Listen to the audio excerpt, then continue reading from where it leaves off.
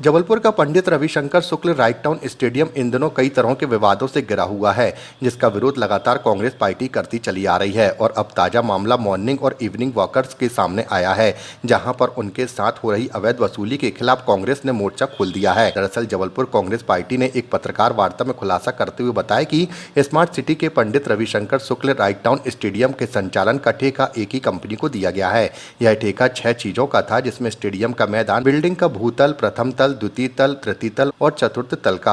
इन सभी के अलग अलग ठेके हुए हैं और कंपनी सुबह शाम मैदान में आने वाले लोगों से हर माह 1000 रुपए की वसूली करती थी। लेकिन जब कांग्रेस पार्टी आंदोलन किया तो अधिकारियों और कांग्रेस पार्टी छोड़ भाजपा में शामिल हुए महापौर जगत बहादुर सिंह अन्नू के कहने पर 1000 रुपए की वसूली को 354 रुपए कर दिया गया। लेकिन कांग्रेस पार्टी ने जब स्टेडियम के ठेके को लेकर सही दस्तावेज निकाले तो लोगों से अवैध वसूली का एक बड़ा खुलासा हुआ है। यहाँ पर सामने आया कि ठेके के नियम में सुबह शाम स्टेडियम में आने वाले लोगों से 100 रुपए ही लेने के प्रावधान है, परंतु लोगों से अब भी लगातार अवैध वसूली ठेकेदार के द्वारा की जा रही है। देखिए, विगत माह हम लोगों के पास खबर मिली कि राइट टाउन स्टेडियम, जो जबलपुर के लिए एक बहुत बड़ी सौगात है, उसमें ठेकेदार के द्वारा अवैध वसूली की जा रही है और वॉकरों से हज़ार रुपए की रसीद काट के उनको लूटा जा रहा है। जब हम लोग वहाँ पर गए, हम लोगों ने आंदोलन करा, जानकारी प्राप्त करना चाहिए, तो जो भी जवाबदार लोग हैं उनके पास कोई जानकारी नहीं थी कि वॉकर्स के लिए क्या दरें तय करी गई हैं। आंदोलन होता रहा, निरंतर हम उसका विरोध करते रहे। बीच में महापौर जी सामने आते हैं और कहते हैं कि 1000 रुपये की जो वसूली थी हमने उसको कम करके 354 रुपये कर दिया।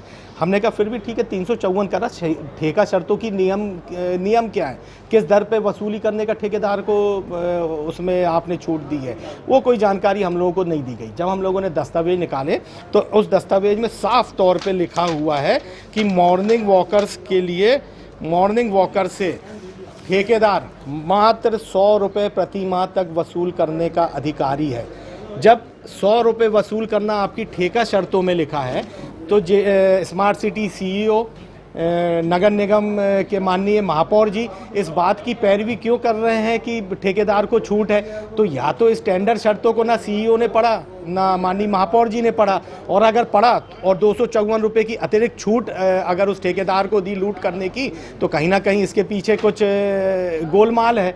जब हम इसकी और गहराई में गए कि इस मल्टी स्पोर्ट्स कॉम्प्लेक्स में और क्या गतिविधियां होनी है, तो उस मल्टी स्पोर्ट्स कॉम्प्लेक्स में मात्र नाम के लिए 10-15% स्पोर्ट्स खेल गतिविधियां होनी है, 85% जो है वहाँ व्यावसायिक गतिविधियां होनी है। वहाँ पर आप छोटे छोटे ऑफिस खोल लें, विज्ञापन कर लें, खाने पीने की दुकानें खोल लें, और जब स्टेडियम रात को बंद हो जाए तो ठेकेदार वहाँ पर शराब भी पिला सकता है। पर्दे के पीछे ये उद्देश्य है। तो साफ तौर पर एक जबलपुर के लिए जो एक बहुत बड़ी सौगात थी, उसको ठेकेदार के साथ मिलकर स्मार्ट सिटी सीईओ ने, नगर निगम प्रशासन ने उसको लूटने का काम करा।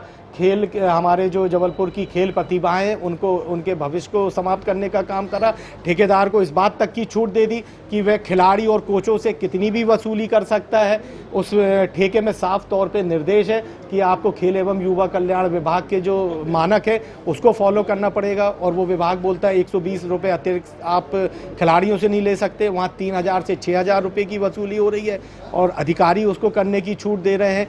6 के 6 ठेके एक ही कंपनी को दे दिए जाते हैं, बिना अनुभव प्रमाण पत्र के दे दिए जाते हैं, छोटी मोटी बढ़ोतरी करके दे दिए जाते हैं। उसके साथ साथ किसने ठेके डाले उसका कोई अता पता नहीं है। ये तमाम चीज़ें इस ओर इशारा कर रही है कि ये बहुत बड़ा भ्रष्टाचार जबलपुर में घटित हुआ है और जबलपुर की जनता को इसमें चला गया है।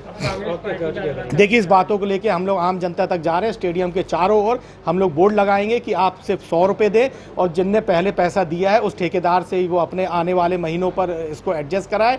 साथ ही साथ इसमें जन आंदोलन करके कि ये स्पोर्ट्स कॉम्प्लेक्स को एक व्यावसायिक स्थल बना दिया गया है। ये तमाम बातों को लेके हम लोग जनता के बीच जाएंगे।